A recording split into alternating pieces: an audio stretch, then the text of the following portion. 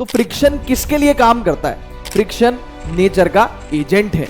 मैं तो भाई आईपैड को धक्का दे रहा हूं, लेकिन ये फोन फ्री फंड में चल रहा है। Minimum value of static friction है, और ये कैसी वैल्यू बेटा? Maximum value of static friction, है ना। Angle of inclination angle of report से ज्यादा है, यानी अगर मैं इस ब्लॉक को ऐसे छोड़ दूं तो नीचे गिरेगा।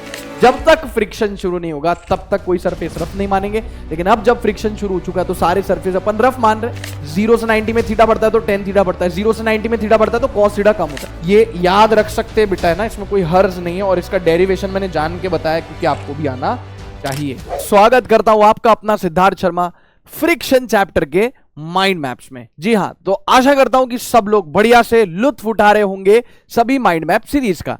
ठीक है सर, तो आज हम पढ़ने वाले हैं फ्रिक्शन के बारे में, तो बिना टाइम वेस्ट किए बेटा शुरू करते हैं फ्रिक्शन। ठीक है यार, मैं आपको बताऊं तो फ्रिक्शन किसके लिए काम करता है? फ्रिक्शन नेचर का एजेंट है। जी हां, एजेंट है, जैसे सीक्रेट एजेंट होते हैं, अरे जैसे जेम्स बॉन्ड हो गया, है ना, सही बात है। तो ये नेचर का एजेंट है, नेचर के लिए काम करता है। और क्या काम करता है? बहुत ही बढ़िया काम करता है, बहुत ही भलाई का काम करता है। मैं बताऊं, आज की जालिम दुनिया में बहुत ही कम लोग हैं जो चाहते हैं कि दो लोग एक दूसरे से ना बिछड़ जाए। अरे क्या बात कर रहे हो, एजेंट बिछड़ जाए, ये सब सुनो मेरी बात, समझो आप, अभी आपको फील आएगी। देखो क्या लिखा हुआ है, यहां से शुरू करते हैं। लिखा हुआ है it is a contact force. Obviously मैंने आपको बताया था कॉन्टैक्ट फोर्स वो फोर्सेस होते हैं जो तब आते हैं, जो तब अप्लाई होते हैं जब दो सरफेसेस कांटेक्ट में होते हैं। तो कॉन्टैक्ट फोर्स है which comes into play when two surfaces slides और tends to slide on each other. Basically friction जो है चाहता है कि दो सरफेसेस एक दूसरे से जुदा ना हो जाए, दो सरफेसेस एक दूसरे से अलग ना हो जाए, यानी दो सरफेसेस एक दूसरे के रिस्पेक्ट में चल ना पड़े। यस, दो सरफेसेस एक दूसरे से बिछड़ ना जाए। भलाई का काम ही तो कर रहा है भाई इस जालिम दुनिया में फ्रिक्शन। जी हां, तो फ्रिक्शन ट्राइज कि दो सरफेसेस एक दूसरे के रेस्पेक्ट में स्लिप ना हो जाए। कब आता है? जब दो सरफेसेस एक दूसरे के रेस्पेक्ट में चलने की कोशिश करते हैं, चलने की इच्छा रखते हैं, चलने की चेष्टा रखते हैं, या फिर एक दूसरे के रेस्पेक्ट में चल रहे होते हैं। ठीक है सर, समझ गए। तो है ना, फ्रिक्शन किसके लिए काम करता है? नेचर के लिए काम करता है। तो यहां पे लिख देते हैं agent for agent of nature. Agent of nature obviously nature के लिए काम करता है। क्या चाहता है, इसकी मंशा क्या है, वो भी मैंने आपको बतला दिया। Friction always opposes relative motion. सबसे बड़ा मिसकंसेप्शन, फ्रिक्शन मोशन को अपोज करता है। नहीं भाई, हम जो चल पा रहे हैं फ्रिक्शन की वजह से ही चल पा रहे हैं। अच्छा, मैं इसका एक बहुत ही प्यारा एग्जांपल देता हूं क्लास में। चलना वलना तो चलो ठीक है, friction oppose relative motion. Sir कोई ऐसा एग्जांपल दे दो जिसमें हम साक्षात अपनी पर्सनल आंखों से देख पाए कि फ्रिक्शन मोशन को अपोज नहीं कर रहा है, फ्रिक्शन मोशन को सपोर्ट कर रहा है। एक सेकंड के लिए रुकना, मैं अभी ठीक करके देता हूं। ये आईपैड निकालने भाई बैग में से। सर आईपैड शो ऑफ करने का तरीका थोड़ा कैजुअल है। नहीं भाई, मेरी बात सुनो, ठीक है, मैं बहुत बढ़िया प्यारा एग्जांपल देता हूं। चलना वलना तो चलो ठीक है, आप प्रूव करके दिखाओ हमें साक्षात अभी के अभी इस वीडियो में क्या कि फ्रिक्शन मोशन को सपोर्ट कर रहा है। देखो मैं इसको ऐसे मूव करूंगा, इसको ऐसे मूव करूंगा, इसके ऊपर एक बॉडी रख दी मैंने, इसके ऊपर एक बॉडी रख दी। अब ध्यान से देखना, फोन को देखना। मैं तो भाई आईपैड को धक्का दे रहा हूं, लेकिन ये फोन फ्री फंड में चल रहा है। सही बात है, मैं तो फोन को टच नहीं कर रहा, लेकिन फिर भी फोन अपने आप चल रहा है। तो कोई ना कोई तो फोर्स है जो फोन को आगे चला रहा है। वो कौन है मालूम है? जी हां, वो है इस फोन और इस सरफेस के बीच में लगने वाला फ्रिक्शन, जो फोन को आगे चला रहा है। मैं तो टच ही नहीं कर रहा ना फोन को, आप खुद देखो साक्षात, मैं तो फोन को टच ही नहीं कर रहा, फोन फिर भी चल रहा है आगे। हाँ, उसको कौन आगे चला रहा है? इन दोनों सरफेस के बीच का फ्रिक्शन इसको फोन को आगे, फोन भी आगे फ्रिक्शन भी आगे, तो कर दिया ना मोशन को सपोर्ट। समझ में आई बात? हाँ सर, बिल्कुल सर, फील आ गई। तो बेटा जरूरी नहीं है कि हमेशा मोशन को अपोज करेगा भाई, हाँ हमेशा रिलेटिव मोशन को अपोज करेगा। तो इसको आप याद रखिएगा। फोन कैसे चला? फोन फ्रिक्शन की वजह से चला। फ्रिक्शन फोन पे कहां लग रहा था बेटा? आगे लग रहा था। फोन भी आगे, फ्रिक्शन भी आगे, इसका मतलब फ्रिक्शन अपोजेस रिलेटिव मोशन। के पेपर में आया फ्रिक्शन सपोर्ट में सपोर्ट मोशन। यस, इट में सपोर्ट मोशन, लेकिन friction always opposes relative motion. Okay, अगला रीजन क्या है? Intermolecular forces of attraction between two surfaces. दो सरफेसेस के बीच में बॉन्ड्स फॉर्मेशन हो जाता है। ठीक है, इंटरमोलिक्यूलर फोर्सेस ऑफ अट्रैक्शन लग जाते हैं, जिस वजह से क्या आता है? फ्रिक्शन आता है। अच्छा, एक चीज और, अगर फ्रिक्शन ना हो इन दोनों सरफेसेस के बीच में तो क्या होगा? सर फोन यहीं कहीं रह जाएगा और आप इसको सरफेस को आगे ले जाओगे और फोन खट से नीचे गिर जाएगा। आप समझ पा रहे हो? अगर फ्रिक्शन नहीं होगा तो फोन आगे नहीं बढ़ेगा, अपनी ही जगह पे रहेगा। हाँ सर ठीक है। टाइप्स ऑफ फ्रिक्शन, अच्छा रीजन बिहाइंड फ्रिक्शन में मैं आपको एक चीज और बता दूं, क्लास में आपने देखा होगा, हाँ सर देखा है, हमें दो सरफेसेस स्मूथ लग सकते हैं। जैसे ये वाला सरफेस हमको स्मूथ लग सकता है, ये वाला सरफेस हमको स्मूथ लग सकता है, but it is not so. जब हम माइक्रोस्कोपिक लेवल पे चीजों को देखते हैं ना बेटा, तो हम पाते हैं कि सरफेसेस में, जैसे ऊपर का ब्लॉक और नीचे जमीन है, तो इन दो सरफेसेस आपस में कॉन्टेक्ट में, तो ब्लॉक का सरफेस और जमीन का सरफेस देखो कैसे खुरदरा है। ये माइक्रोस्कोपिक लेवल पे आप देखोगे तो खुरदरापन पाओगे। अब इंग्लिश में इस खुरदरेपन को बोलते हैं इररेगुलरिटीज। क्या बोलते हैं? इररेगुलरिटीज। और क्या हो जाती है बेटा, इन इररेगुलरिटीज में ना आपस में इंटरलॉकिंग हो जाती है, फंस जाते हैं आपस में, इसलिए। तो यही रूट कॉज है फ्रिक्शन का, इररेगुलरिटीज। और ये इररेगुलरिटीज की वजह से क्या हो जाती है? इंटरलॉकिंग हो जाती है। Causes interlocking, causes. अच्छा एक बार ऑब्जेक्ट चला नहीं है, कॉजेस इंटरलॉकिंग। एक बार ऑब्जेक्ट चला नहीं है तो उसको मतलब ये मान के चलो कि ऑब्जेक्ट रेस्ट पे है, तो उसको चलाना बहुत ज्यादा मुश्किल है, क्योंकि जब ऑब्जेक्ट चला नहीं है तो बॉन्ड फॉर्मेशन बहुत अच्छे से हो रहा है। लेकिन एक बार ऑब्जेक्ट चलना शुरू कर दिया तो फिर उसको मूव करते रहना थोड़ा कंपैरेटिवली आसान होगा, क्योंकि जब वो मूव करता रहेगा तो इररेगुलरिटीज इतने अच्छे से इंटरलॉक नहीं होगी, बॉन्ड फॉर्मेशन भी नहीं होगा। मतलब मेरे कहने का मतलब है कि एक बार चीज को शुरू करना थोड़ा सा मुश्किल है, फिर वो चल पड़े तो उसको चलाना थोड़ा आसान है। रियल लाइफ में भी काम करता है। भाई हम कोई काम करना चाह रहे हैं, मान लो हम अपना बैकलॉग कंप्लीट करना चाह रहे हैं, या माइंड मैप सीरीज देखना शुरू करना चाह रहे हैं कि यार 8वां लेक्चर आ गया सिद्धार्थ सर की माइंड मैप सीरीज का, यार हमने अभी तक शुरू नहीं किया, करूंगा करूंगा करूंगा करूंगा। लेकिन एक बार बेसिक मैथ से माइंड मैप सीरीज देखना शुरू किया, मजा आने लगा, चीजें रिवाइज होने लगी, सब कुछ एकदम कंसाइज तरीके से रिवाइज होने लगा, तो फिर आप अगले माइंड मैप के लिए वेट करो। लेकिन अगर आपने शुरू नहीं किया है तो शुरुआत करना मुश्किल है, लेकिन उसको मेंटेन करना थोड़ा सा आसान है। अब आप बोलोगे सर नहीं सर मेंटेन करना मुश्किल है। अरे मेरे कहने का मतलब है शुरू करूंगा शुरू करूंगा शुरू करूंगा शुरू करूंगा करके डिले डिले डिले हो रहा है। लेकिन एक बार देखना शुरू कर लिया तो आपको लगेगा कि यार चलो अब 8 देख लिया तो 9वां भी देख लेता हूं, 9वां देख लिया तो 10वां भी देख लेता हूं। इस तरीके से मैं बोल रहा हूं। चलो खैर ये हो गया types of friction. Types of friction, static friction, kinetic friction, rolling friction. Static friction को F/F/ बोल रहा हूं, F सबस्क्रिप्ट S भी बोल देते हैं। काइनेटिक फ्रिक्शन को F सबस्क्रिप्ट के भी बोलते थे। रोलिंग फ्रिक्शन को रोलिंग फ्रिक्शन ही रहने दो, ठीक है। मेनली तो अपने को स्टैटिक फ्रिक्शन और काइनेटिक फ्रिक्शन पढ़ना है। अब ये क्या है ये अपन देखेंगे। अच्छा स्टैटिक फ्रिक्शन, लिमिटिंग फ्रिक्शन एक चीज होती है सर, लिमिटिंग फ्रिक्शन वो कोई नया टाइप का फ्रिक्शन नहीं, वो स्टैटिक फ्रिक्शन की ही मैक्सिमम वैल्यू होती है, तो यहां पे हम उसको नहीं लिखेंगे। स्टैटिक फ्रिक्शन की मैक्सिमम वैल्यू को लिमिटिंग फ्रिक्शन बोलते हैं, ठीक है। इन दोनों पे तो बहुत ज्यादा डिटेल में चर्चा करेंगे। ये क्या होता है रोलिंग फ्रिक्शन, नाम से समझ में आ रहा है, जब दो सरफेसेस के बीच में रोलिंग हो रही है, यानी कि जैसे फॉर एग्जांपल मैं आपको बताता हूं, ट्रॉली लेके जाते हैं, ट्रॉली कौन सी जिसमें वो हैंडल एक्सटेंड हो जाता है, नीचे पहिए होते हैं, तो हम लेके जाते हैं ना, हमारा काम आसान हो जाता है। तो जब तब जो फ्रिक्शन आता है वो रोलिंग फ्रिक्शन आता है। तब जो फ्रिक्शन आता है वो कौन सा फ्रिक्शन आता है? पहिए और जमीन के बीच में रोलिंग फ्रिक्शन, ठीक है। तो रोलिंग फ्रिक्शन को बहुत ज्यादा तवज्जो देने की जरूरत नहीं है। स्टैटिक फ्रिक्शन और काइनेटिक फ्रिक्शन के इर्द गिर्द हम चर्चा करेंगे। आगे चलते हैं बता दी स्टैटिक फ्रिक्शन की बात करते हैं। हाँ सर मालूम है, स्टैटिक वर्ड से ही समझ में आ रहा है, स्टैटिक मतलब रुका हुआ और काइनेटिक मतलब चलता हुआ। तो स्टैटिक फ्रिक्शन में आप प्लीज मेरी बात सुने, यहां पे सबसे इंपॉर्टेंट एक स्टेटमेंट लिखा है, स्लिपिंग हैजंट स्टार्टेड येट, यानी slipping has not started yet, यानी स्लिपिंग शुरू नहीं हुई है, हो जाएगी, होने वाली होगी, हो जाएगी। लेकिन जब दो सरफेसेस के बीच में स्लिपिंग नहीं है तब जो हम चर्चा करेंगे वो हम चर्चा करेंगे स्टैटिक फ्रिक्शन की। अच्छा स्टैटिक फ्रिक्शन को क्या लिखते हैं सर? F सबस्क्रिप्ट S, है ना, F सबस्क्रिप्ट S। अब सुनो सबसे इंपॉर्टेंट चीज, सेल्फ एडजस्टिंग फोर्स। मैं एक बार देख लूं कि मैंने रिकॉर्डिंग का बटन दबा दिया था ना, वरना हाँ ठीक है ना। सेल्फ एडजस्टिंग फ्रिक्शन फोर्स है। भाई सेल्फ एडजस्टिंग क्यों है यार? हम ऐसे नहीं बोलते किसी इंसान के लिए यार ये बहुत एडजस्टिंग है, क्यों बोलते हैं? या फिर हम किसी के लिए बोलते हैं यार ये तो बिल्कुल भी एडजस्टिंग नहीं है, आप समझ रहे हो? तो एडजस्टिंग है मतलब वो हालातों के हिसाब से खुद को ढाल लेता है, वैसे ही ये भी हालात के हिसाब से खुद को एडजस्ट कर लेता है, मैग्नीट्यूड के टर्म्स में, डायरेक्शन के टर्म्स में। यानी कि ये निर्भर करता है कि भाई किसी बॉडी पे फोर्स कितना लग रहा है, एक्सटर्नल फोर्स कितना लग रहा है। अच्छा पेपर में पूछा जाता है सेल्फ एडजस्टिंग किस मायने में, मैग्नीट्यूड के मायने में, डायरेक्शन के मायने में, दोनों, ये दोनों एडजस्ट कर लेता है बॉस।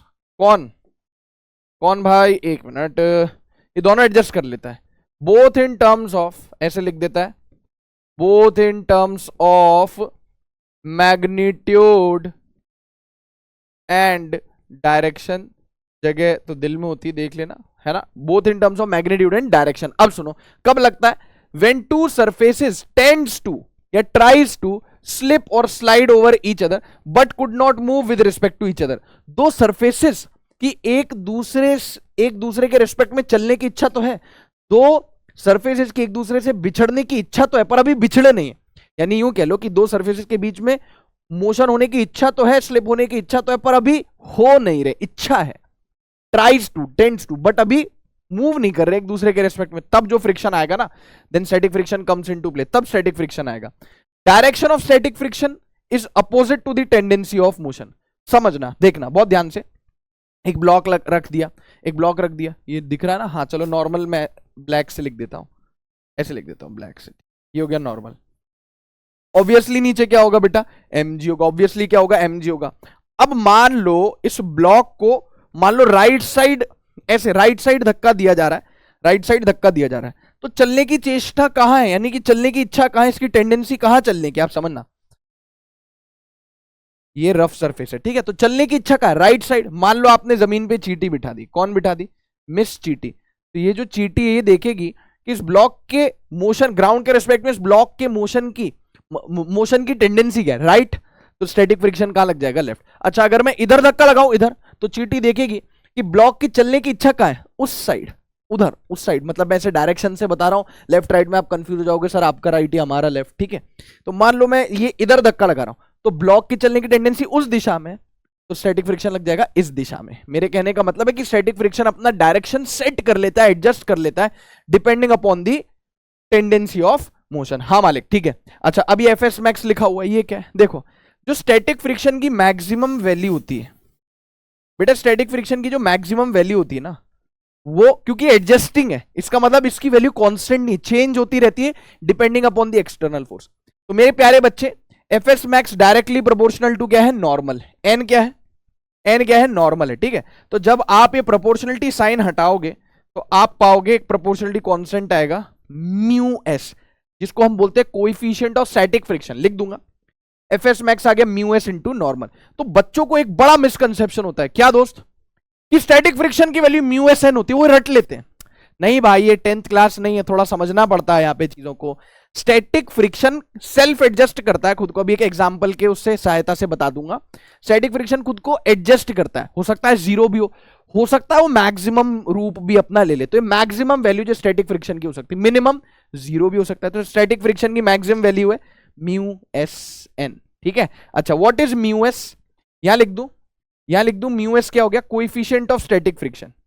क्या हो गया बेटा, म्यू एस, म्यू एस हो गया मालिक coefficient of static friction, coefficient of static friction.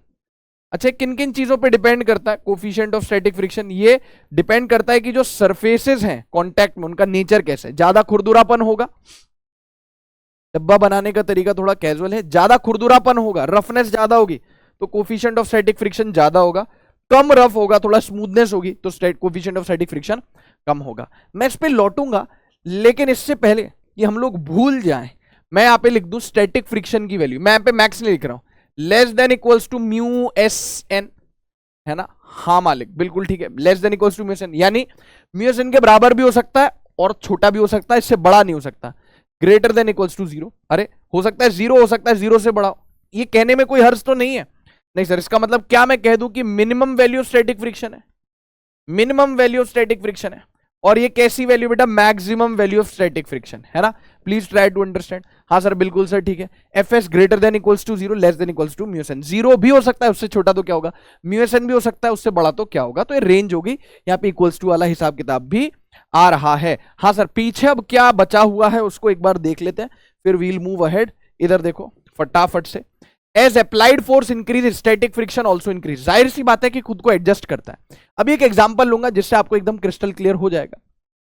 जैसे जैसे अप्लाइड फोर्स बढ़ता है स्टैटिक फ्रिक्शन, अच्छा एक बात बताओ, मान लो मैं इस पे फोर्स ही ना लगाऊं, ये फोर्स ही नहीं लग रहा, ये नहीं लग रहा फोर्स, लेट्स से फोर्स नहीं लग रहा है इस पे ब्लॉक पे, तो स्टैटिक फ्रिक्शन पगला नहीं है, जो खामखा में आ जाएगा। स्टैटिक फ्रिक्शन सिर्फ तब आएगा, अच्छा अगर इसमें फोर्स ही नहीं लग रहा ब्लॉक पे, इसका मतलब इस ब्लॉक की ग्राउंड के रिस्पेक्ट में चलने की इच्छा ही नहीं है, और जब उसकी इच्छा ही नहीं है तो स्टैटिक फ्रिक्शन आएगा ही क्यों। स्टैटिक फ्रिक्शन बोलता है भाई मैं तब आऊंगा जब मेरी जरूरत होगी। मैं देखो यार, खामखा में लोगों के लिए अवेलेबल होने से वैल्यू घटती इंसान की, है ना, आप समझ रहे हो। हाँ, ठीक है, तो वैसे ही इसकी जरूरत ही नहीं है, फोर्स लग ही नहीं रहा, ये ब्लॉक चलना ही नहीं चाह रहा, तो स्टैटिक फ्रिक्शन खामखा में क्यों आएगा, आप समझ रहे हो। तो स्टैटिक फ्रिक्शन भी नहीं आएगा अगर एक्सटर्नल फोर्स नहीं होगा। हाँ, अगर एक्सटर्नल फोर्स है, चलने की इच्छा है, तो क्या होगा, स्टैटिक फ्रिक्शन आएगा। और जैसे जैसे ये फोर्स जीरो, तो स्टैटिक फ्रिक्शन भी क्या हो गया, जीरो हो गया। ये फोर्स बढ़ता जाएगा, स्टैटिक फ्रिक्शन बढ़ता जाएगा, फोर्स आप और बढ़ाते जाओगे तो एक समय ऐसा आएगा जब स्टैटिक फ्रिक्शन अपनी मैक्सिमम वैल्यू ले लेगा। इधर देखो, as applied force increase static friction also increases, the body doesn't move until a maximum value of static friction is attained. Body तब तक अपनी जगह से नहीं हिलेगी जब तक, बॉडी तब तक अपनी जगह से नहीं हिलेगी जब तक आपके द्वारा लगाया गया फोर्स स्टैटिक फ्रिक्शन की मैक्सिमम वैल्यू को एक्सीड नहीं कर जाता है। यानी कि इतना फोर्स लगा दिया कि स्टैटिक फ्रिक्शन के बस का नहीं, स्टैटिक फ्रिक्शन ने हाथ खड़े कर दिए, बोले भाई मेरे बस का ना है, अब तुम देख लो। मैंने तो बहुत कोशिश करी कि दो सरफेस एक दूसरे के रिस्पेक्ट में चलना पड़े, जुदा ना हो जाए एक दूसरे से, पर अब मेरे बस का नहीं है, मैं जा रहा हूं और अब मैं अपना कार्यभार सौंप के जा रहा हूं काइनेटिक फ्रिक्शन को, ब्लॉक चल पड़ेगा। तो body doesn't move until a maximum value static friction is attend. इस मैक्सिमम वैल्यू को क्या बोला जाता है, लिमिटिंग फ्रिक्शन या एफएस मैक्स बोला जाता है। तो लिमिटिंग फ्रिक्शन कोई नए प्रकार का फ्रिक्शन नहीं है, स्टैटिक फ्रिक्शन का ही मैक्सिमम वैल्यू है, जिसको हम बोलते हैं लिमिटिंग फ्रिक्शन। अच्छा, आप इसको एफएस मैक्स को ना एफ सब्सक्रिप्ट एल भी लिख सकते हो, तो समझ में आ जाएगा, अंडरस्टूड है कि हम लिमिटिंग फ्रिक्शन की बात कर रहे हैं। अब एक छोटा सा एग्जांपल मैं ले लेता हूं, जिससे आपको चीजें एकदम दिखाई देने लगेंगी और फिर अपन आगे चलेंगे, ठीक है। हाँ सर, ये हो गया। तो अब काइनेटिक फ्रिक्शन पे आने से पहले मैं एक बेसिक सा एग्जांपल ले लेता हूं। देखना बॉस, 12 रुपए में आपका सॉस, इधर देखो, चला जा, अरे भाई, हाँ भाई, तो मान के चलना कि एक बहुत ही हैवी सी अलमीरा ले लो आप, अलमीरा ले लो बहुत ही हैवी सी, ठीक है, और इस पे लगा देते अपन फोर्स, मतलब कि एक आदमी है जो इसको पुश करना चाह रहा है, एक आदमी है जो इसको पुश करना चाह रहा है। क्या करना चाह रहा है बच्चों, इसको पुश करना चाह रहा है। इसका मास कितना ले लें, इसका मास ले लेते हैं 100 केजी ले लें, या चलो 100 केजी ले लेते हैं। इसका मास हो गया लेट से 100 केजी, कितना हो गया, 100 केजी हो गया। और जो यहाँ पे कोएफिशिएंट ऑफ स्टैटिक फ्रिक्शन है ना, कोएफिशिएंट ऑफ स्टैटिक फ्रिक्शन ले लेते हैं 0.1। तो अब हमें पता लगाना है कि इस आदमी को कम से कम कितना फोर्स लगाना पड़ता है। देखो धक्का दे रहा है, धक्का दे रहा है, जाहिर सी बात है फील आ रही है। हाँ सर, इस बड़ी सी अलमारी का जो मास है ना बेटा, वो कितना है, 100 केजी है, ये विजिबल है। हाँ sir 100 KG. Coefficient of static friction कितना है, 0.1। तो इस तरीके के सवालों को हल करने के लिए सबसे पहले आप स्टैटिक फ्रिक्शन की औकात यानी मैक्सिमम वैल्यू लिख लीजिए। एफ एस मैक्स क्या होता है सर, ये होता है म्यू एस इंटू नॉर्मल, और यहाँ पे कोई भी बता देगा कि यार ये नॉर्मल हो गया, ये एम जी हो गया, है ना, ये हो गया एम जी और ये हो गया नॉर्मल। तो यहाँ पे नॉर्मल की वैल्यू कितनी होगी। अच्छा, बच्चों को एक मिसकंसेप्शन और होता है क्या कि नॉर्मल हमेशा एमजी होता है, ऐसा नहीं है। इंक्लाइन प्लेन वगैरह पे नॉर्मल चेंज भी हो जाता है, एमजी कॉस थीटा वगैरह भी हो जाता है। बोलो ठीक है, हाँ सर डन।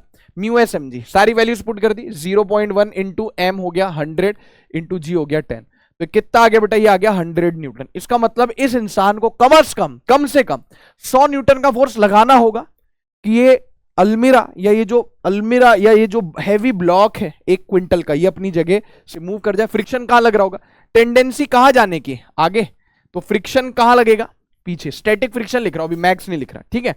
अब इसके द्वारा लगाया गया फोर्स हो गया एफ, और स्टैटिक फ्रिक्शन को मैंने बोल दिया एफ एस। समझना, अभी फील आ जाएगी। सबसे पहले इस तरीके के जब भी सवाल आ जाए ना दोस्त, तो आपको तो एक काम करना है जीवन में, क्या कि सबसे पहले तो आपने घबराना नहीं है, और एफ एस मैक्स की मैक्सिमम वैल्यू निकाले। एफ एस मैक्स मतलब स्टैटिक फ्रिक्शन की मैक्सिमम वैल्यू निकाल लेनी, म्यू एस नॉर्मल, वो आ गया सॉल्व करके 100 न्यूटन। कितना आ गया, 100 न्यूटन।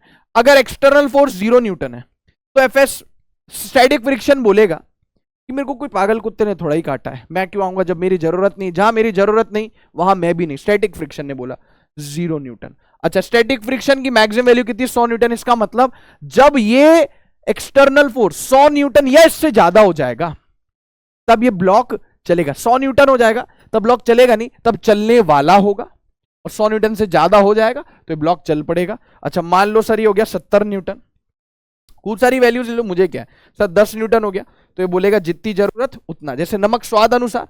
हाँ सर, तो 10 न्यूटन तो 10 न्यूटन, 50 न्यूटन तो 50 न्यूटन, फील करें 70 न्यूटन तो 70 न्यूटन, ठीक है मालिक, 90 न्यूटन तो 90 न्यूटन। ये बोल रहा है यार थोड़ा कंपटीशन तो दो मुझे, ठीक है। कौन बोल रहा है? Static friction.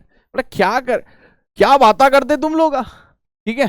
तो इसको थोड़ा सा और वैल्यूज अपन ले लेते हैं, इधर लिख लेते हैं इसको, ये पिछले उसके लिए 90 न्यूटन, देखो 99 न्यूटन, ये बोलेगा 99 न्यूटन। अब इसकी हवा टाइट होने लगी, किसकी? स्टैटिक फ्रिक्शन की। बोले यार मजाक मजाक में इसको चैलेंज तो दे दिया, लेकिन अब तो मुझे ऐसा लगता है कि अपना गेम बजने वाला है, ठीक है। 99.9 न्यूटन, बोलेगा चलो अभी भी कोई दिक्कत, 99.9 न्यूटन। जैसे ही एक्सटर्नल फोर्स 100 न्यूटन हुआ, ये भी 100 न्यूटन हो गया, और अब एक्सटर्नल फोर्स एफएस मैक्स के बराबर हो गया। अब ब्लॉक चल नहीं रहा होगा, चलने वाला होगा, इसको बोलते हैं इंपेंडिंग मोशन। क्या बोलते हैं इसको? इंपेंडिंग को आप ऐसे पढ़ सकते हो, तो आपको फील आ जाएगी इंपेंडिंग की, नाम से समझ में आ जाएगा इंपेंडिंग मोशन। मतलब इंपेंडिंग को आप ऐसे पढ़ो, देखो आई एम पेंडिंग, कोई काम पेंडिंग पड़ा है, बस होने ही वाला है, पेंडिंग पड़ा है, कर लेंगे। 100 न्यूटन 100 न्यूटन, जैसे एक्सटर्नल फोर्स 100 न्यूटन हो गया, स्टैटिक फ्रिक्शन अपनी मैक्सिमम वैल्यू पे पहुंच चुका है, स्टैटिक फ्रिक्शन अपनी मैक्सिमम वैल्यू पे पहुंच चुका है। और मोशन कैसा है? हुआ नहीं लेकिन होने वाला है, होने वाला है, पेंडिंग पड़ा हुआ है, I am pending, impending motion इसको हम बोलते हैं। और जैसे एक्सटर्नल फोर्स थोड़ा सा भी ज्यादा हुआ, 100.01 न्यूटन भी हो गया, तो आपको क्या लगता है स्टैटिक फ्रिक्शन कितना होगा? अब स्टैटिक फ्रिक्शन होगा ही नहीं, अब स्टैटिक फ्रिक्शन होगा ही नहीं, अब कौन सा फ्रिक्शन आ जाएगा? काइनेटिक फ्रिक्शन आ जाएगा। कितना फ्रिक्शन आ जाएगा? काइनेटिक फ्रिक्शन आ जाएगा। बोलो बात समझ में आ गई? हाँ सर। और block will start moving, block will start moving, block will start moving. हाँ सर, फील आ गई sir, block will start moving. तो आप देखो स्टैटिक फ्रिक्शन खुद को एडजस्ट कर रहा है, मैग्नीट्यूड के टर्म्स में भी, डायरेक्शन के टर्म्स में भी। और जैसे एक्सटर्नल फोर्स किसके बराबर हो गया बेटा? जैसे एक्सटर्नल फोर्स किसके बराबर हो गया? स्टैटिक फ्रिक्शन मैक्सिमम के, तो इंपेंडिंग मोशन आ गया, यानी कि अब उसने हाथ खड़े कर दिए। अगर एक्सटर्नल फोर्सेस से थोड़ा सा भी ज्यादा हुआ तो ब्लॉक चल पड़ेगा और काइनेटिक फ्रिक्शन आएगा, ब्लॉक विल स्टार्ट मूविंग। आशा करता हूं कि एकदम क्रिस्टल क्लियर हो गया होगा यहां से, ठीक है। हाँ सर, डन, ठीक है sir, done, block will start moving. आगे चलते, काइनेटिक फ्रिक्शन की बात करते। काइनेटिक फ्रिक्शन में हम एफ सबस्क्रिप्ट के लिख लेते हैं, स्लिपिंग हैज स्टार्टेड लिख लेते हैं, यानी कि अब दो सरफेसेस ऑलरेडी एक दूसरे से जुदा हो चुके हैं और स्लिपिंग चालू हो चुकी, slipping has started, slipping has started, ठीक है boss. F K kinetic friction क्या लिखा हुआ है देखो, यहाँ पे एक बहुत ही खूबसूरत ग्राफ भी वो भी देखेंगे। When two surfaces slides over each other then friction between them is known as kinetic friction. जब दो सरफेसेस एक दूसरे के रेस्पेक्ट में स्लाइड करेंगे, कर रहे होंगे, तब जो फ्रिक्शन आएगा उनके बीच में उसे हम काइनेटिक फ्रिक्शन बोलेंगे, ठीक है। Coefficient of static friction is always greater than coefficient of kinetic friction. अभी इस पे आएंगे अपन। अच्छा, क्या ये सेल्फ एडजस्टिंग होता है? नहीं। क्या मैंने यहाँ पे लिखा है सेल्फ एडजस्टिंग होता है? नहीं, इसकी फिक्स वैल्यू होती है। तो यहाँ पे मैंने लिखा kinetic friction is directly proportional to normal, तो यहाँ पे हम लिखेंगे kinetic friction equals to mu K N. यहाँ पे वैसा सीन नहीं है कि यार ये मैक्सिमम ना, यही फिक्स वैल्यू। अगर ब्लॉक चल रहा है ना तो काइनेटिक फ्रिक्शन की एक ही फिक्स वैल्यू है और वो है म्यू के एन, और वो है mu K N. What is mu के? कोएफिशिएंट ऑफ, अब इस ग्राफ पे आएंगे, कोएफिशिएंट ऑफ काइनेटिक फ्रिक्शन। अच्छा, चाहे कोएफिशिएंट ऑफ स्टैटिक फ्रिक्शन हो चाहे कोएफिशिएंट ऑफ काइनेटिक फ्रिक्शन हो, कोएफिशिएंट ऑफ फ्रिक्शन जो होता है वो एक जस्ट एक नंबर होता है। क्या होता है बेटा? जो एक नंबर होता है और वो यूनिट लेस और डायमेंशन लेस होता है। तो मैं यहीं पे लिख देता हूं कोएफिशिएंट ऑफ स्टैटिक फ्रिक्शन, जहां लिखा था ना यहीं लिख देता हूं, जस्ट अ नंबर, जो कि बताता है कि सरफेसेस जो कांटेक्ट में कितने रफ है, जस्ट अ नंबर, है ना। और कैसा होता है बेटा, पूछ ले अगर पेपर में, तो unit less and dimension less. Okay मालिक, यूनिट लेस एंड डायमेंशनलेस, ठीक है बॉस। तो चाहे कोएफिशिएंट ऑफ स्टैटिक फ्रिक्शन हो चाहे काइनेटिक फ्रिक्शन, दोनों एक नंबर है। एक नंबर मतलब वैसे वाला एक नंबर नहीं, एक नंबर मतलब कि जस्ट अ नंबर है और वो यूनिट लेस और डायमेंशनलेस है। इस ग्राफ पे मैं आऊंगा, बस एक सेकंड, मैं आपको एक चीज बतला दूं नेक्स्ट स्लाइड पे। क्या हमने पढ़ा कि स्टैटिक फ्रिक्शन की वैल्यू हमेशा, sorry, coefficient of static friction की वैल्यू नेचर में हमेशा कोएफिशिएंट ऑफ काइनेटिक फ्रिक्शन से ज्यादा होगी। If not mentioned, if not mentioned, तो आप क्या लोगे पेपर में? If not mentioned, mu S बराबर म्यू के बराबर म्यू ले लोगे। देखो वैसे तो नेचर में क्या होता है, नेचर में होता है लेकिन नीट में नहीं होता, ठीक है। नॉट मेंशन, अगर मेंशन ही नहीं पेपर में म्यू एस अलग से म्यू के अलग से, अगर मेंशन नहीं तो आप क्या करोगे बेटे, आप इन दोनों की वैल्यू सेम मान लो। If not mention mu S बराबर म्यू के बराबर म्यू आप ले लोगे। लेकिन वैसे इन नेचर क्या होता है बेटा, म्यू एस की वैल्यू म्यू के से ज्यादा होती है, दोनों तरफ नॉर्मल से मल्टीप्लाई कर दिया, कोई दिक्कत तो नहीं सर। तो म्यू एस क्या हो गया, एफ एस मैक्स, है ना। तो एफ एस नहीं एफ एस मैक्स से बेटे ध्यान से, is greater then kinetic friction. तो पेपर में ट्रू फॉल्स में स्टेटमेंट बेस्ड सवाल में पूछ सकता है, स्टैटिक फ्रिक्शन की मैक्सिमम वैल्यू काइनेटिक फ्रिक्शन से ज्यादा होती है, ठीक है। हाँ सर, अभी ग्राफ देखो, वही सेम एक ब्लॉक है, जैसे मैं आपको बतलाऊं, इधर देखो डायग्राम ही बना लेता हूं ना, कहीं दूर क्यों जाना, इधर ही डायग्राम बना लो, पूरी फील आ जाएगी। ये देखो, मान लो एक ब्लॉक ले लिया अपन ने, एक सेकेंड भाई,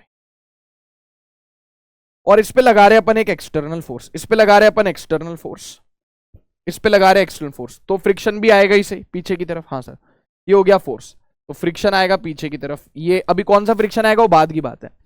अब ये जो फोर्स है ये अगर जीरो होगा, ये देखो, ये फ्रिक्शन है और ये फोर्स, एक्सटर्नल फोर्स जीरो है तो फ्रिक्शन भी जीरो है।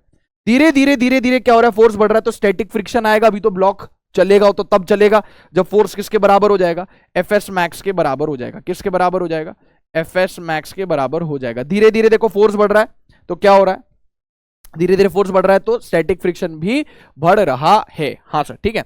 तो स्टैटिक फ्रिक्शन फोर्स बढ़ रहा है। अब क्या हुआ, अब थ्रेशोल्ड आ गया, यानी फोर्स जो है एक्सटर्नल फोर्स वो स्टैटिक फ्रिक्शन मैक्सिमम के बराबर हो गया। मतलब अब कौन सा मैक्सिमम वैल्यू ऑफ फ्रिक्शन, कौन सा मोशन आएगा, impending motion, I am pending, मतलब मोशन हुआ नहीं है लेकिन बस होने वाला है, तो हमने यहाँ पे लिख दिया इंपेंडिंग मोशन, ठीक है। हाँ सर, अब जैसे ही आपने फोर्स थोड़ा सा, इतना सा 0.00000 जैसे वहां पे वो 100 पे चलने वाला था, अगर आपने 100.0000000000001 भी लगा दिया तो भी ब्लॉक चल पड़ेगा, और अचानक से फ्रिक्शन की वैल्यू थोड़ी सी कम होगी और फिक्स हो जाएगी काइनेटिक फ्रिक्शन। आप देखो एक यहाँ पे ग्राफ, अच्छा यार ये येलो कलर से है, मैं इसको थोड़ा सा ठीक कर देता हूँ।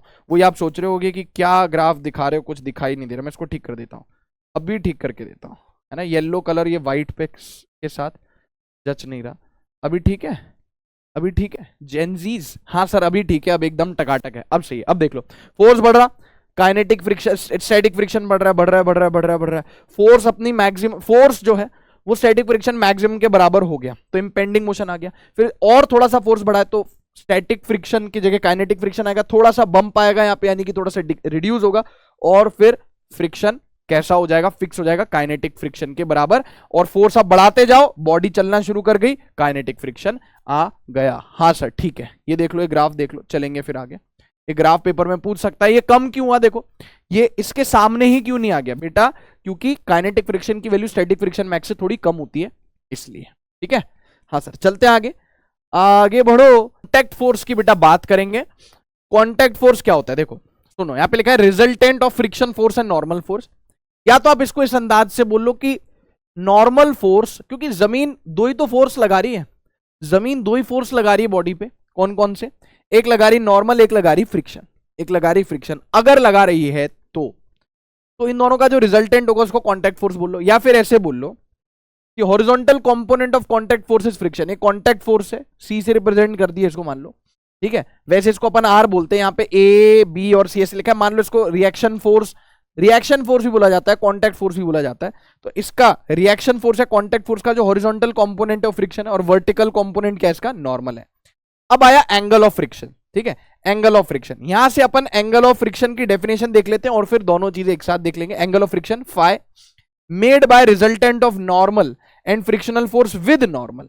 आप यहां पे ध्यान से देखो तो नॉर्मल और फ्रिक्शन फोर्स का जो रिजल्टेंट है, ये नॉर्मल से जो एंगल बना रहा है फाई, उसे हम क्या बोलते हैं बच्चों, एंगल ऑफ फ्रिक्शन बोलते। सबसे पहले तो यहां पे रिएक्शन फोर्स, कॉन्टैक्ट फोर्स को आप आर बोल दो, रिएक्शन फोर्स बोल दो, कॉन्टैक्ट फोर्स को आप रिएक्शन फोर्स बोल दो, आर कोई दिक्कत नहीं है, रिएक्शन फोर्स बोल दो,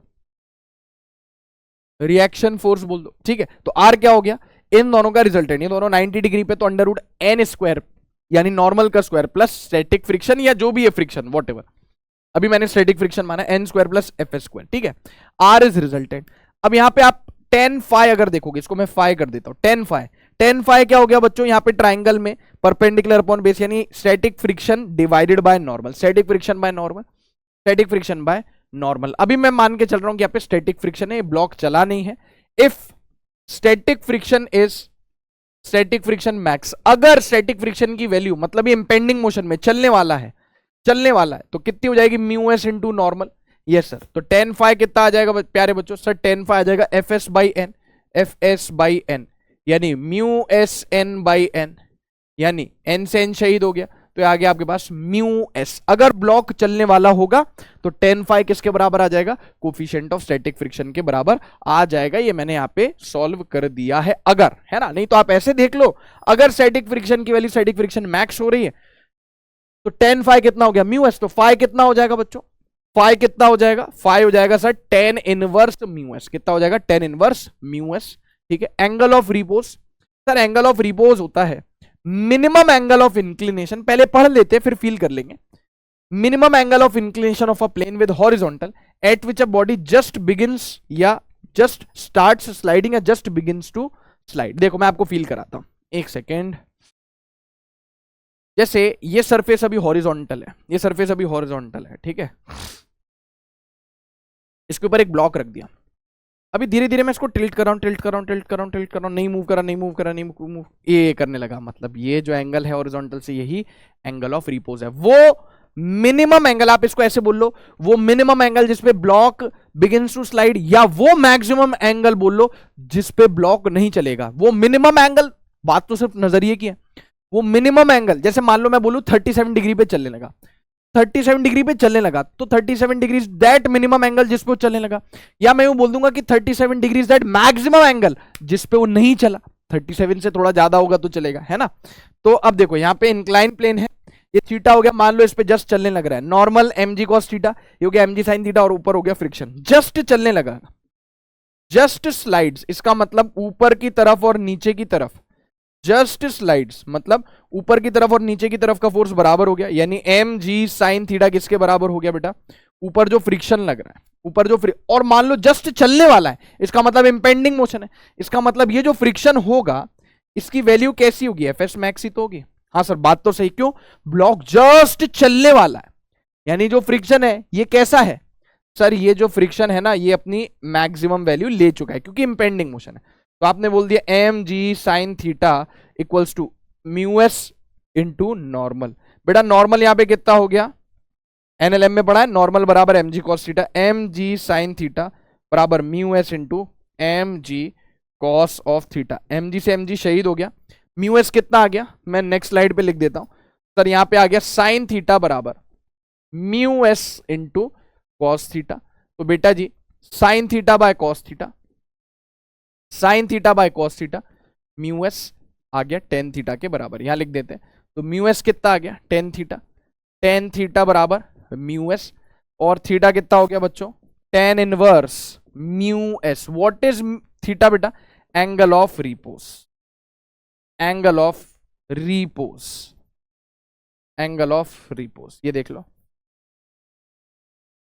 एंगल ऑफ रिपोज, ठीक है। तो यहां पे आप इसका डेरिवेशन देख सकते हो, बढ़िया एकदम, नीचे वाला फोर्स ऊपर वाले फोर्स के बराबर हो गया, जस्ट चलने वाला है, और जो स्टैटिक फ्रिक्शन है वो अपनी मैक्सिमम वैल्यू ले चुका है क्योंकि ब्लॉक जस्ट चलने वाला है। तो स्टैटिक फ्रिक्शन की मैक्सिमम वैल्यू म्यू एस है, नॉर्मल की value M G cos theta, है ना, हाँ सर, और यहां से हमारे पास हासिल हो गया एंगल ऑफ रिपोज। तो एंगल ऑफ आपको कोफिशिएंट ऑफ स्टैटिक फ्रिक्शन √3 दे रखा हो तो थीटा कितना हो जाएगा 60 डिग्री, आपको 1 दे रखा हो तो कितना हो जाएगा 45, ये 1/√3 दे रखा हो तो जाएगा 30 डिग्री, है, हाँ सर ठीक है, डन हो गया, ये इंपॉर्टेंट है। चलेंगे बेटा आगे, अब यहां पे लिखा हुआ मिनिमम एंड मैक्सिमम फोर्स। देखो ऑब्वियस सी बात है कि अगर angle of inclination angle of repose से ज्यादा हो जाए, क्या बेटा, angle of inclination, incline plane का angle of inclination angle of repose से ज्यादा हो जाए, इसका मतलब ब्लॉक सरकेगा। अच्छा अगर एंगल ऑफ इंक्लिनेशन, जैसे मैं आपसे बोलूं, एक मिनट अभी ठीक करके देता हूं, जैसे मैं आपसे बोलूं बहुत बेसिक तो पढ़ा है अपने क्लास में, है ना, इसको कॉपी कर लेते हैं। देखो इधर नू कह रहा कि ये जो थीटा है ये एंगल ऑफ रिपोज नहीं है, मान लो एंगल ऑफ इंक्लिनेशन है। अब ये जो थीटा है ये angle of A O R angle of repose से कम है, थीटा जो है एंगल ऑफ रिपोज के बराबर है, और थीटा जो है एंगल ऑफ रिपोज से ज्यादा है। तो अब क्या होगा आप ही बताओ, देखो कॉमन सेंस, हाँ सर एकदम बढ़िया टकाटक तरीके से रिवाइज हो जा रहा है, यही सब हमने क्लास में पढ़ा है। इधर देखेंगे बढ़िया से रिकॉर्डिंग चालू है, कोई दिक्कत नहीं है, एक सेकेंड, हाँ भाई इधर देखो, थीटा जो है यानी angle of inclination angle of repose से कम है, इसका मतलब अभी वो थ्रेशोल्ड नहीं है, अभी चलेगा नहीं, the block will not move. The block, ऐसा नहीं कि इसकी इच्छा नहीं है, बट इच्छा है पर चल नहीं रहा, the block will not move, है ना, ब्लॉक विल नॉट मूव, ठीक है। हाँ sir, theta angle of repose के बराबर है, मतलब चलने वाला है, block is impending motion, impending motion, I am pending, just चलने वाला, इंपेंडिंग मोशन, हाँ सर ये भी ठीक, जस्ट चलने, इंपेंडिंग मोशन मतलब अबाउट टू मूव, मतलब बस कभी भी चल सकता है, अबाउट टू मूव, ठीक है। हाँ सर एक मिनट, एक काम कर देता हूं मैं ताकि कोई कंफ्यूजन ना हो कहीं भी, इनको सेपरेट कर देता हूं, ठीक है। वाह सर, सेपरेट करने का तरीका थोड़ा कैजुअल है, भावनाओं को समझेंगे। इधर देखिए, थीटा की वैल्यू एंगल ऑफ रिपोज से ज्यादा हो गई, थीटा की वैल्यू एंगल ऑफ रिपोज से ज्यादा हो गई, सर से जो सर की वो धीरे धीरे पागल हुआ मैं तो धीरे धीरे, अब सर से चुनरिया सरके या ना सरके, इस इंक्लाइन प्लेन से ब्लॉक जरूर सरकेगा, समझ में आ गई बात। हाँ सर, तो इसका मतलब यहाँ पे तो स्लाइडिंग टकाटक एकदम चालू है, block is sliding, block is moving, जी हाँ ब्लॉक मूव कर रहा है। अच्छा यहाँ पे आप मुझे बता सकते हैं कैसा फ्रिक्शन आएगा और कहां की ओर आएगा? ऑब्वियसली नीचे लग रहा है mg sin थीटा, फ्रिक्शन आएगा ऊपर की ओर, इच्छा है चलने की लेकिन चल नहीं रहा है, मतलब स्टैटिक फ्रिक्शन आएगा, और नीचे लगेगा mg sin थीटा, ठीक है, नीचे लगेगा mg sin थीटा। जस्ट चलने वाला, इच्छा भी और जस्ट चलने भी वाला है, तो जो जस्ट चलने वाला होता है, जस्ट वाला केस होता है, उसमें कौन सा फ्रिक्शन आ जाता है बेटा? fs मैक्स आ जाएगा सर। और यहाँ पे तो टकाटक स्लाइडिंग हो रही है, तो ऊपर जो फ्रिक्शन होगा ना वो कौन सा होगा बेटा? काइनेटिक फ्रिक्शन होगा। कौन सा फ्रिक्शन होगा बेटा? कौन सा फ्रिक्शन होगा? Kinetic friction. ये देख लो, तीनों केसेस मैंने आपको बढ़िया से बतला दिए, ठीक है। हाँ सर, यहाँ पे थीटा की वैल्यू एंगल ऑफ रिपोज से कम है, थीटा की वैल्यू एंगल ऑफ रिपोज के बराबर, थीटा की वैल्यू एंगल ऑफ रिपोज से ज्यादा। ब्लॉक चला नहीं है अभी, एस सच तुरंत चलने भी नहीं वाला, ब्लॉक चला नहीं पर चलने वाला है, ब्लॉक चल रहा है, फ्रिक्शन ऊपर फ्रिक्शन ऊपर फ्रिक्शन ऊपर, फ्रिक्शन कौन सा? स्टैटिक फ्रिक्शन, यहाँ पे हाईलाइट कर दे स्टैटिक फ्रिक्शन। फ्रिक्शन कौन सा? ऊपर की तरफ स्टैटिक फ्रिक्शन मैक्स, फ्रिक्शन ऊपर कौन सा? Kinetic friction. यहाँ पे फ्रिक्शन की वैल्यू किसके बराबर हो जाएगी सर? जितना नीचे उतना ऊपर, mg sin थीटा। ये अभी अपनी पूरी वैल्यू पोटेंशियल यूज नहीं करेगा। स्टैटिक फ्रिक्शन की वैल्यू कितनी हो गई सर? fs मैक्स हो गई, यानी ये हो गई sir mu S into normal, यानी जस्ट चलने वाला है mu S mg cos theta. और काइनेटिक फ्रिक्शन कितना हो गया यहाँ पे? काइनेटिक फ्रिक्शन म्यू के इंटू नॉर्मल, यानी तो यहाँ पे मैंने आपको सारी चीजें बता दी बेटा एकदम डिटेल में, पूरा अपन इसको खोल दिया, पूरे इसके धागे खोल दिए हमने, ठीक है। देख लो, आगे चलते। यहां पे क्या लिखा हुआ है? Minimum and maximum force. अब हम मान के चल रहे हैं कि थीटा जो है बेटा वो एंगल ऑफ रिपोज से ज्यादा है। मैं यहां पे लिख देता हूं, थीटा एंगल ऑफ रिपोज नहीं, थीटा तो एंगल ऑफ इंक्लिनेशन है। थीटा की वैल्यू एंगल ऑफ रिपोज से ज्यादा है, तो angle of inclination angle of repose से ज्यादा है, यानी अगर मैं इस ब्लॉक को ऐसे छोड़ दूं तो नीचे गिरेगा। तो अब पेपर में कभी कभी पूछ लेता है कि मिनिमम फोर्स ऊपर की ओर कितना लगाऊं, मिनिमम फोर्स ऊपर की ओर कितना लगाऊं कि ये ब्लॉक ना चले, यानी इक्विलिब्रियम में रहे। मिनिमम फोर्स का मतलब है कि इस फोर्स से कम लगा दिया तो ब्लॉक नीचे सरक जाएगा, जो कि सरकना लाजमी भी है। अगर मैं कोई फोर्स नहीं लगाऊं, थीटा की वैल्यू एंगल ऑफ रिपोज से ज्यादा है, तो नीचे ही सरकेगा। तो पूछ रहा है कि along the incline plane applied parallel to incline plane, ऊपर की ओर मिनिमम फोर्स कितना लगाऊं कि ब्लॉक इक्विलिब्रियम में हो, जस्ट इक्विलिब्रियम में हो। और मिनिमम का मतलब है कि इससे कम फोर्स लगाए तो नीचे सरकेगा, नीचे सरकेगा तो इसकी टेंडेंसी नीचे सरकने की, तो स्टैटिक फ्रिक्शन मैक्स ऊपर। तो यहाँ पे एफ मिनिमम आएगा mg sin theta minus mu mg cos theta, mg common ले लिया। और यही पेपर में अगर पूछ लिया कि अगर थीटा की वैल्यू यानी angle of inclination angle of repose से ज्यादा है तो ऊपर की ओर कितना मैं मैक्सिमम फोर्स लगा सकता हूं कि ब्लॉक ना चले। मैक्सिमम फोर्स लगाने का मतलब, मिनिमम का मतलब था इससे कम लगाया, मिनिमम से कम लगाया तो ब्लॉक नीचे गिर जाएगा, सरक जाएगा। और मैक्सिमम का मतलब है कि इससे ज्यादा लगाए तो ब्लॉक ऊपर चला जाएगा। और इतना फोर्स लगा दिया मैक्सिमम, किससे ज्यादा लगा तो ब्लॉक ऊपर ही चल पड़ेगा, ऊपर ही चल पड़ेगा तो स्टैटिक फ्रिक्शन नीचे। कंफ्यूजन नहीं होना चाहिए। मिनिमम के केस में देखो, इतना कम फोर्स, किससे कम फोर्स लगाया तो नीचे सरकेगा, नीचे सरकेगा तो स्टैटिक फ्रिक्शन ऊपर। मैक्सिमम का मतलब इतना मैक्सिमम फोर्स में लगा रहा हूं, किससे ज्यादा लगा तो ऊपर ही खींचा चला जाएगा, ऊपर ही खींचा चला जाएगा तो स्टैटिक फ्रिक्शन नीचे। तो मैक्सिमम फोर्स की वैल्यू होगी mg sin theta plus fs max, यानी mg sin theta plus mu mg cos theta, mg common ले लिया। तो इस फोर्स की रेंज आ गई mg sin theta minus mu cos theta से लेकर के mg sin theta plus mu cos theta. इसको देख लीजिए, डायरेक्ट इस पे सवाल बन सकता है। एक बार आप इसको देखें, फिर फ्रिक्शन ऑन इंक्लाइन प्लेन की बात करें। ये देख लिया, साइड हट गया। हाँ सर ठीक है। अच्छा एक काम करूं, सोच रहे होंगे आपकी आज ये साइड ही नहीं हटे, हम नोट ही नहीं कर पाए, क्षमा प्रार्थी हूं। एक बार मैं साइड में हट के सारी स्लाइड्स दिखा देता हूं आपको, ठीक है। हाँ हो सकता है ना कि फिर आपको ढूंढना पड़े कि मैं कब साइड हो रहा हूं। देख लो, भूल जाता हूं मैं भावनाओं में बह के। ये लिखा है कॉजेज इंटरलॉकिंग, कॉजेज इंटरलॉकिंग, ठीक है। स्टैटिक फ्रिक्शन, ये देख लो सारी स्लाइड्स में आपको दिखा दे रहा हूं, ठीक है। सब कुछ अपन ने इसमें कवर किया है। ये देख लो, एक एग्जाम्पल भी है अपने पास, ठीक है। हाँ सर, अब आप आराम से टकाटक तरीके से पॉज करते जाओ। ये वाली स्लाइड हो गई, ये वाली स्लाइड देख लो, ये वाली स्लाइड देख लो, ठीक है। ये देख लो, ये देख लो, ये देख लो। चलो ये हो गया फ्रिक्शन ऑन इंक्लाइन प्लेन। मान लो ये ब्लॉक, ये जो थीटा है ना, अगर ये थीटा एंगल ऑफ रिपोज से ज्यादा है तो जाहिर सी बात है कि ब्लॉक स्लाइड कर रहा होगा। मैंने आपको 3 केस बताए थे। थीटा यानी angle of inclination, A R यानी एंगल ऑफ रिपोज से ज्यादा, ब्लॉक नीचे सरक रहा होगा। सरक रहा होगा तो mg sin थीटा नीचे, नीचे स्लाइड कर रहा है mg cos थीटा नॉर्मल। और फ्रिक्शन कौन सा आएगा? Kinetic friction. तो इस पे नेट फोर्स नीचे की तरफ कितना हो गया, हम लिख सकते हैं इसकी एक्सेलरेशन भी होगी नीचे, along the incline plane, down the incline plane, नीचे एक्सेलरेशन होगी। हमने बोल दिया एफ नेट बराबर एम ए। नेट फोर्स नीचे की तरफ कितना हो गया सर? ये हो गया M G sine theta minus kinetic friction बराबर एम ए। हाँ सर, नीचे की तरफ downward net force M G sine theta minus F K. Friction force कितना हो गया? M G sine theta minus F K कितना हो गया? म्यू के इंटू नॉर्मल। Yes sir. अब जगह तो दिल में होती है पर यहां पे जगह नहीं है, तो अपन नेक्स्ट स्लाइड पे लिख लेते हैं ताकि, अच्छा मैं इसको ना इधर ही लिख रहा हूं ताकि आपको कंफ्यूजन ना रहे। तो हो गया M G sine theta minus kinetic friction की वैल्यू होगी म्यू के एन, तो म्यू के नॉर्मल हो गया एम जी कॉस थीटा बराबर एम ए। तो सब दूर क्या शहीद हो गया? एम से एम से एम। तो बेटा आपके पास एक्सेलरेशन आ गया जी साइन थीटा माइनस म्यू के। अब होता क्या है पेपर में ना, म्यू के की कोई अलग से वैल्यू देता नहीं, तो आप म्यू ही मान सकते हो। ये अपने पास आ गया जी sine theta minus mu G cos theta. मतलब ये अगर याद भी रख लेगा ना तू, तो तेरे को कोई टेंशन नहीं होगी, मतलब ये काम आ ही जाएगा। जी हाँ, आ ही जाएगा, आ ही जाएगा। तो जी साइन थीटा माइनस म्यू के जी कॉस थीटा, जी साइन थीटा माइनस म्यू के, पेपर में म्यू के म्यू एस अलग से देता नहीं, जो म्यू देगा वो मुझे मंजूर है। तो जी sine theta minus mu G cos theta acceleration है जब ये नीचे की ओर डाउनवर्ड तरीके से स्लाइड कर रहा है। ये देख लीजिए, फिर अपन आगे चलेंगे। तुमने कहा ठीक, मैंने भी कहा ठीक, ठीक है सर। ये हो गया। और क्या पूछ सकता है? अब देखो, अब फिर से मैं 2 केस ले रहा हूं।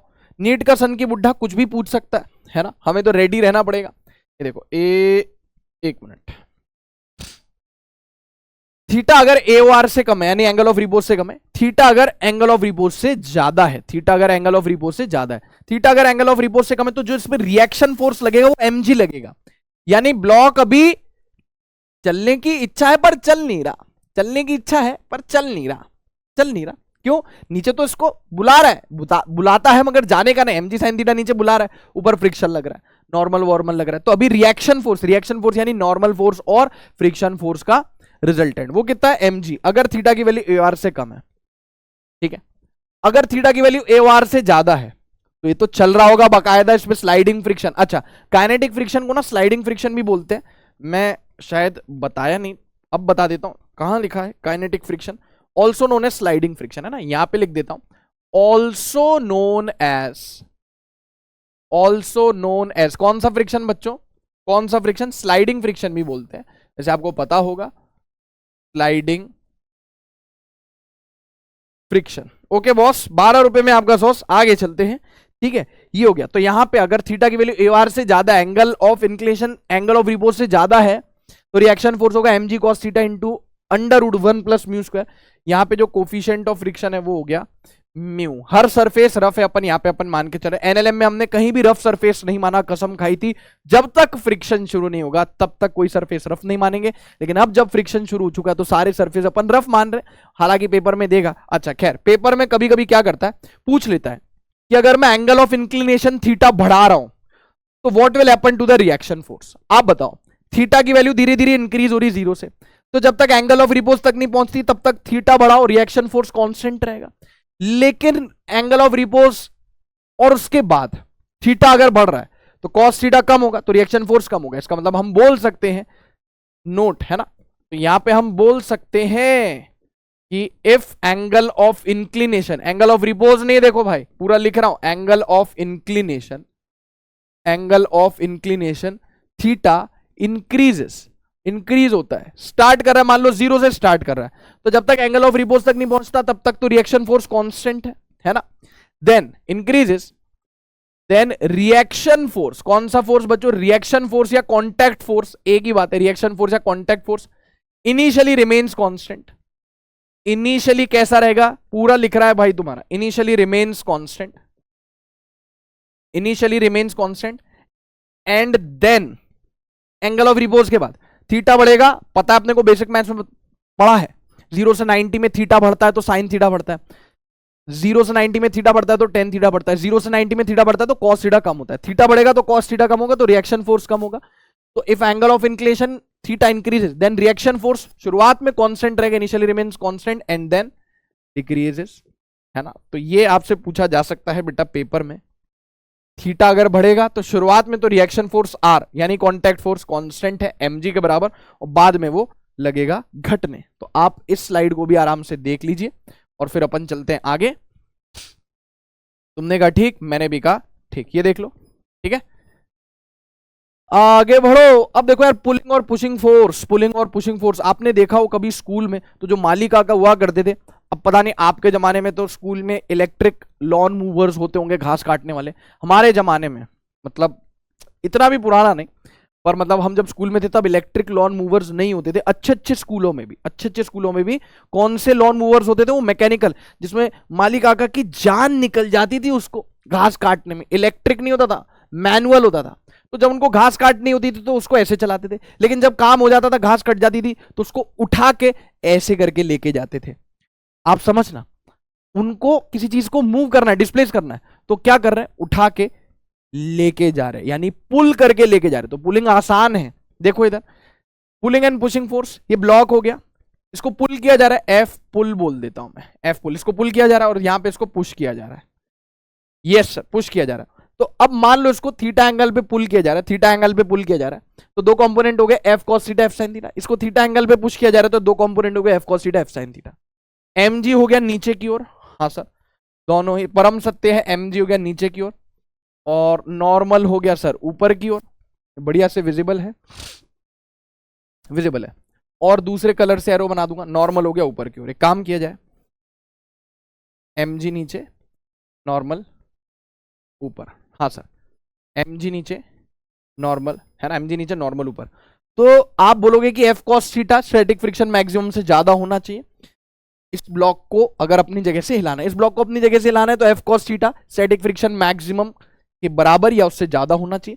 तो यहां पे सॉल्व करके, ये क्लास में कराया भी जाता है और हाँ सर आपकी भाषा में कराया जाना चाहिए। एफ पुलिंग आया, सर ये पुलिंग है स्त्रीलिंग है बेटा, ये वो पुलिंग और स्त्रीलिंग की बात नहीं रही, पुलिंग मतलब खींचने वाला pulling, mu S M G by cos theta plus mu sine theta, और एफ पुशिंग आया mu S M G by cos theta minus mu S sine theta. कोई मतलब आप देखो यार, कोई भी आराम से बता सकता है कि इन दोनों में से कौन सा फोर्स बड़ा है और कौन सा फोर्स छोटा है। सर अगर इन दोनों के न्यूमरेटर सेम है तो डिनोमिनेटर से कंपेयर करो, ये डिनोमिनेटर कम है, ये डिनोमिनेटर कम है, छोटा है, तो एफ पुशिंग ज्यादा है। इसका डिनोमिनेटर बड़ा है तो ये छोटा है, तो F pushing is greater then, F pushing is greater then F pulling. हाँ सर, इसका मतलब पुलिंग वाला, पुशिंग वाला फोर्स ज्यादा है, इसका मतलब कौन आसान है, जो ज्यादा है वो टफ है। पुशिंग में ज्यादा फोर्स लगाना पड़ रहा है तो पुशिंग टफ है, पुलिंग में कम फोर्स लगाना पड़ रहा है तो पुलिंग आसान है। तो यहाँ पे हो गया, ये हो गया पुलिंग, ये इजियर मैं यहाँ पे लिख देता हूँ ताकि आपको ध्यान में रहे, है ना, ठीक है। इसको हाईलाइट भी कर देते हैं। इसमें एक फॉर्मूला और मैं आपको बताता हूँ बेटा, वो फॉर्मूला ना डायरेक्ट आपके पेपर में काम आ जाएगा, नहीं तो डिराइव विराइव कौन करे, पेपर में डायरेक्ट काम आ जाएगा। अच्छा, पुशिंग फोर्स ज्यादा है पुलिंग से, तो जो ज्यादा है वो टफ है, कम फोर्स लग रहा है वो आसान है, तो पुलिंग आसान है, इजियर मैंने लिख दिया। एक फॉर्मूला और ध्यान में रखिएगा, डन हो गया। देख लो बेटा मैं हट गया साइड में, चलते फिर आगे, चलो भाई।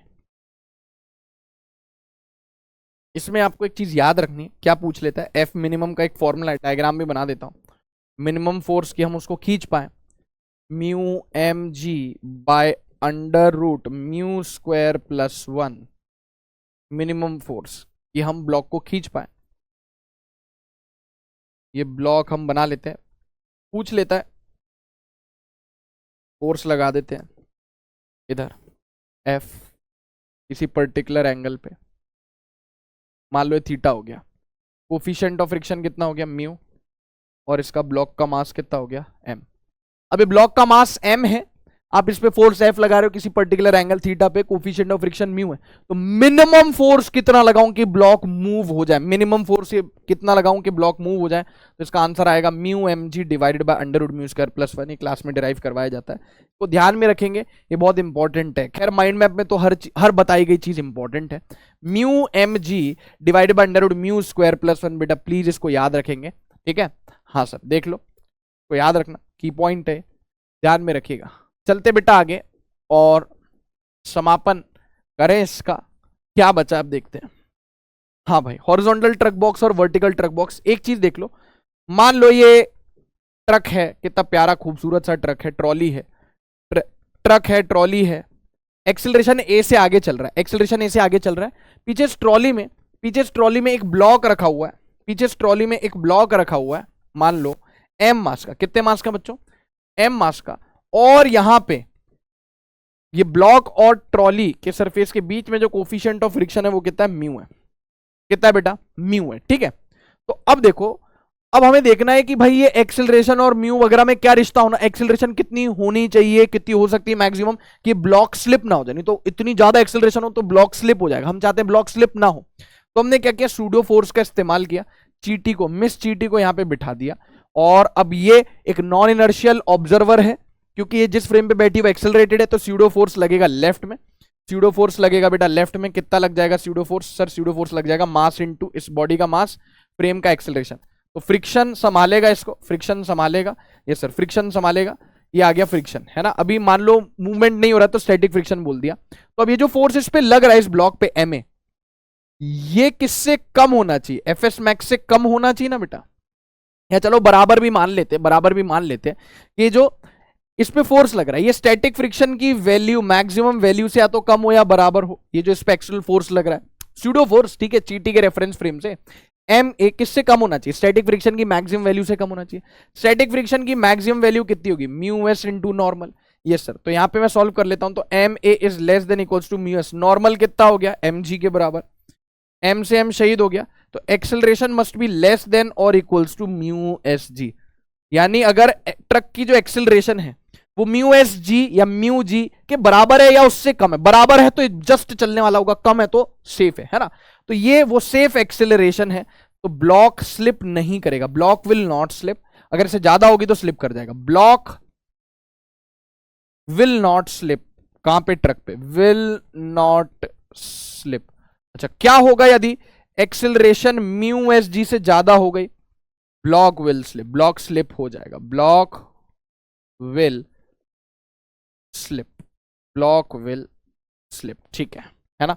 यहां पे सब कुछ लिख दिया, तुम्हारे भाई ने पूरा डिराइव करा दिया, आप याद भी रख सकते हैं डायरेक्ट, एक्सेलरेशन म्यू एस जी के बराबर या उससे कम है तो स्लिपिंग नहीं होगी, उससे ज्यादा होगी तो स्लिपिंग हो जाएगी। हो गया हॉरिजॉन्टल ट्रक बॉक्स। अब देखो वर्टिकल ट्रक बॉक्स, इस तरीके से भी सवाल पूछ लेते हैं, ये आपको सुन के अजीब लगेगा, लेकिन मान लो ये ब्लॉक है और इसको ऐसे ऐसे यहां पे वर्टिकल इधर रखा हुआ है, समझना बहुत ध्यान से, जी हाँ कितना अजीब लग रहा है, ये ब्लॉक को मैंने इधर रखा हुआ है, तो कितनी एक्सेलरेशन होनी चाहिए, और यहां पे ट्रक के बीच में, एक मिनट, ट्रक के बीच में और इस ब्लॉक के बीच में जो कोफिशिएंट ऑफ फ्रिक्शन है वो हो गया म्यू, इस ब्लॉक का मास हो गया एम, तो इस पे एक फोर्स लग रहा है नीचे की ओर, कौन सा बेटा, नीचे की ओर एम जी, और एक लग रहा है ऊपर की ओर फ्रिक्शन फोर्स जो इसको संभालेगा गिरने से। हम चाहते हैं कि ये ब्लॉक ना गिरे, ये ब्लॉक आप देखो कितना अजीब लग रहा है, बट ये इस तरीके का सवाल आता है, इसीलिए इसको वर्टिकल ट्रक बॉक्स बोला है, कि मान लो ये ऐसे ट्रक ऐसे चल रहा है, इसके आगे एक ब्लॉक है, चिपकाया नहीं है, कितनी एक्सेलरेशन हो कि ब्लॉक ना चले, तो एक्सेलरेशन आगे,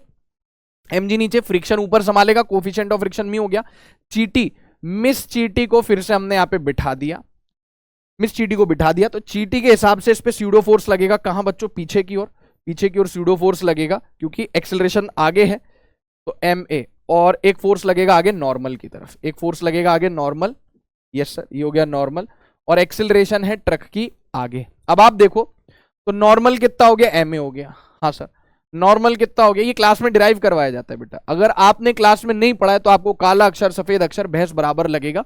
माइंड मैप उन्हीं के लिए है, आप भी जान रहे हैं, जो सब कुछ पढ़ चुके हैं और उनको क्रिस्प रिवीजन चाहिए, सारी चीजें एक जगह कंसाइज तरीके से उनको रिवाइज करनी, उन्हीं के लिए। बच्चे इतने महान क्या कि सर सिर्फ और सिर्फ माइंड मैप कर लेंगे सारे के सारे 30-35 नीट में सेलेक्ट हो जाएंगे। यार बेटा मतलब ऐसे शर्मिंदा मत करो ठीक है। हाँ सर, तो नॉर्मल कितना हो गया एम है। अभी जो नीचे खींचने वाला फोर्स है एम जी, हम चाहते हैं ब्लॉक नीचे स्लिप ना हो जाए, तो एम जी जो है वो स्टैटिक फ्रिक्शन की मैक्सिमम वैल्यू से कम होना चाहिए, बराबर होना चाहिए। ज्यादा हो जाएगा तो स्लिपिंग हो जाएगी। यस सर, तो M G is less than mu S N. हाँ sir, mu S N, mu S N, N की वैल्यू पुट कर दी बेटा। एन की वैल्यू कितनी हो गई, एन की वैल्यू हो गई एम ए, तो यहां से एम शहीद हो गया।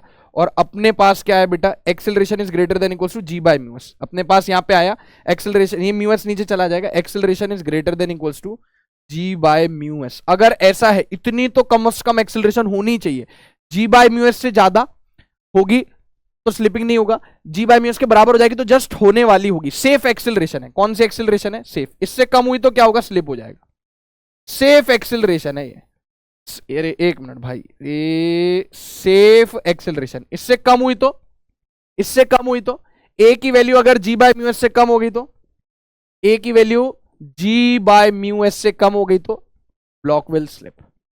ब्लॉक विल स्लिप मतलब कम से कम कितनी होनी चाहिए, कितनी होनी चाहिए acceleration, G by mu S, तो होनी ही होनी चाहिए। ये निपट गया अपना। अच्छा बेटा, ब्लॉक ओवर ब्लॉक यानी डबल ब्लॉक प्रॉब्लम नीट में नहीं पूछता है, आज तक नहीं पूछे, वो नहीं पूछता है, उसको हम इसमें इंक्लूड नहीं कर रहे हैं क्योंकि it is not asked double block problem. ठीक है, उसके अलावा बाकी सब कुछ हमने इसमें कवर कर लिया है। और फ्रिक्शन से रिलेटेड जो कुछ केसेस होते हैं टर्निंग वाले और वो सब, वो हम कवर कर चुके हैं। रोटेटिंग ब्लॉक और वो डेथ वेल वाला, वो सब अपन कवर कर चुके हैं पीछे मोशन इन 2D में, है ना। तो ये भी हो गया, ये याद रख सकते हैं बेटा, है ना, इसमें कोई हर्ज नहीं है। और इसका डेरिवेशन मैंने जान के बताया क्योंकि आपको भी आना चाहिए। ठीक है, देख लीजिए। और बेटा इसी के साथ खत्म होता है हमारा ये वाला माइंड मैप भी, और मैं मिलूंगा आपसे बेटा अगले माइंड मैप में। ठीक है, तब तक के लिए स्वस्थ रहें, व्यस्त रहें, मस्त रहें। थैंक यू प्यारे बच्चों।